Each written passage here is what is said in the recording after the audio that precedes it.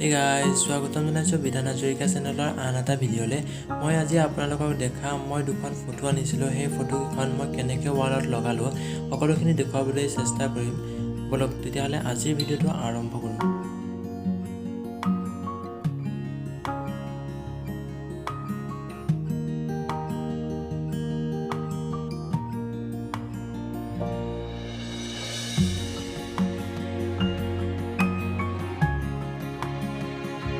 প্ৰথমে মই এখন কাৰ্টন ল'লোঁ আৰু কাৰ্টনখন লৈ ফটোখনৰ জোখত কাৰ্টনখন মই কাটি ল'লোঁ।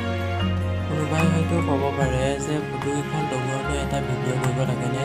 মই ফটোকেইখন লগোৱা এটা কাৰণে ভিডিঅ' বনালোঁ, যিহেতুকে আমাৰ ঘৰৰ ৱালবোৰ এতিয়ালৈকে ৰং দিয়া নাই।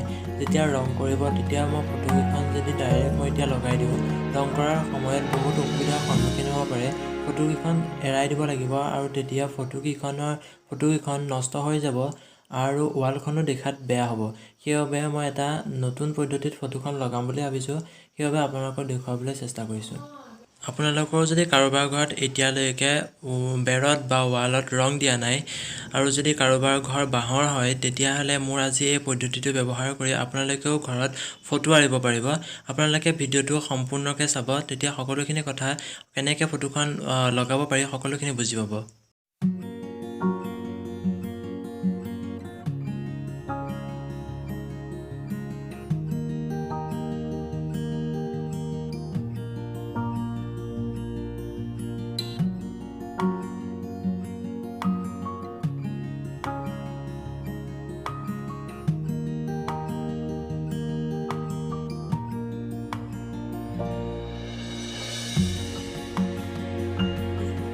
কাৰ্টুনখন মই ফটোখনৰ জোখত কাটি ল'লোঁ। তাৰপিছত মই ফটোখন আকৌ লৈ ল'লোঁ আৰু এবাৰ চালোঁ যে সমান জোখত হৈছেনে নাই। তাৰপিছতে মই ডাঠ কাগজখনত আঠা দি ফটোখন একেবাৰে ডাঠ কাগজখনত লগাই দিওঁ।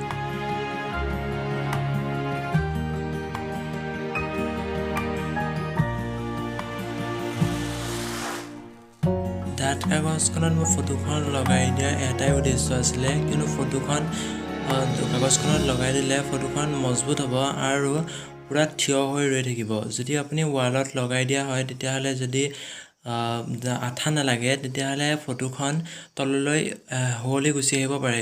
যদি এনেকৈ লগাই দিয়া হয় তেতিয়াহ'লে ফটোখন তললৈ শুৱলি গুচি নাহে।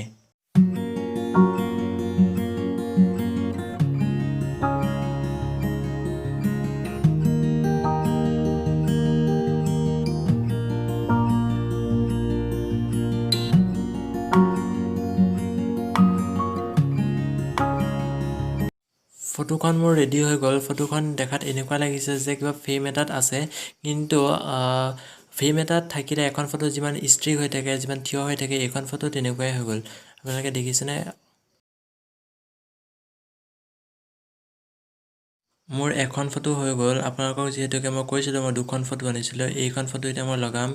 এইখন হ'ল ফল মূলৰ ফটো। এইখন ফটো মই ডাইনিং ৰুমত লগাবলৈ আনিছোঁ। একেই পদ্ধতিতে সেইখন ফটো মই যেনেকৈ লগাইছিলোঁ এইখনো মই তেনেকৈয়ে লগাম। মই ব্যৱহাৰ কৰা এই পদ্ধতিটো আপোনালোকেও ব্যৱহাৰ কৰি চাব পাৰে। আপোনালোকৰ ঘৰতো এনেকৈ লগাই চাবচোন।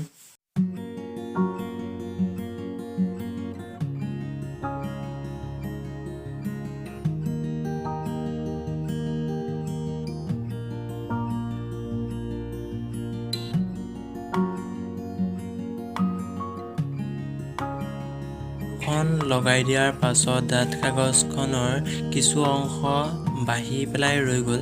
সেইখিনি মই কেঁচিখনেৰে কাটি দিলোঁ। তাৰপাছত একেবাৰে ফ্ৰেমত লগোৱাৰ নিচিনা দুইখন ফটো হৈ গ'ল। আপোনালোকৰ দেখুৱাম দুইখন ফটো চাব।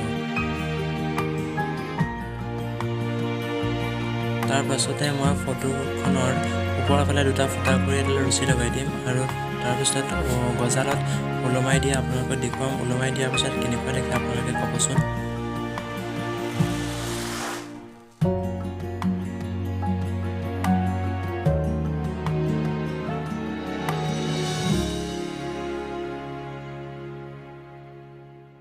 ফটো দুখনৰ কাম মই দিনতেই কৰিলোঁ আৰু যিহেতুকে মোৰ দিনত আৰু বেলেগ কাম আছিল, কলেজ যোৱা ইফালে যোৱা কাম আছিল আৰু ফটোকেইখন লগোৱাৰ সময় নাছিলে, সেইবাবে মই কলেজৰ পৰা আহি ৰাতি ফটোকেইখন লগাইছোঁ। সেইবাবে আপোনালোকৰ ভিডিঅ'টো কৰোঁতে আন্ধাৰ দেখা পাইছে, তথাপিও অলপ পৰিমাণে দেখিছে। ফটোকেইখন মই এতিয়া লগাইছোঁ, আপোনালোকে কেনেকুৱা দেখিছে বা কেনেকুৱা লাগিছে ফটোকেইখন এনেকৈ লগোৱাৰ মোৰ এটাই উদ্দেশ্য আছিলে, কিয়নো আমাৰ ৱালবিলাকৰ ৰং নাই কৰা বুলি মই আপোনালোকক প্ৰথমতে ক'লোৱেই। যেতিয়া ৰং কৰিব তেতিয়া ডাইৰেক্ট ফটোকেইখন মই তাৰ পৰা আঁতৰাই আনিলে হৈ যাব আৰু ফটোকেইখনো তেতিয়া নষ্ট নহ'ব আৰু ৱালৰো দেখিবলৈ বেয়া নালাগিব। ৰং কৰাৰ পাছত তেতিয়া আকৌ লগাই দিলে দেখিবলৈ আগৰ নিচিনাই হৈ যাব। মোৰ এই পদ্ধতিটো আপোনালোকে কেনেকুৱা পালে তলত কমেণ্ট কৰি জনাব। যদি মোৰ ভিডিঅ'টো ভাল পালে লাইক, শ্বেয়াৰ এণ্ড কমেণ্ট কৰিব আৰু যদি মোৰ চেনেলটো নতুন ছাবস্ক্ৰাইব কৰি অল প্ৰেছ কৰিব।